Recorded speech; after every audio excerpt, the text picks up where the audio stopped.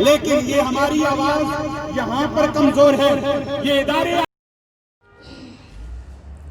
हस्बी रब्बी जल्लल्लाहु माफी कल्बी गैरुल्लाह नूरे मोहम्मद सल्लल्लाहु ला इलाहा इल्लल्लाह।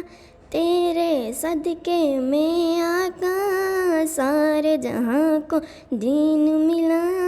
बेदीनों ने कलमा पढ़ा ला इलाहा इल्लल्लाह।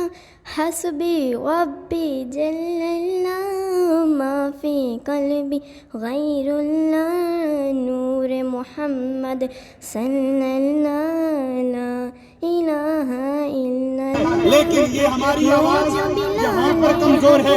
ये इदारे आगे पहुँचाएंगे कि हम मुसलमान किसी भी सूरत में रसूलुल्लाह की तौहीन बर्दाश्त नहीं कर सकते।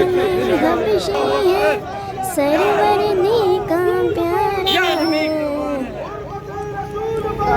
नबी कुर्बान है।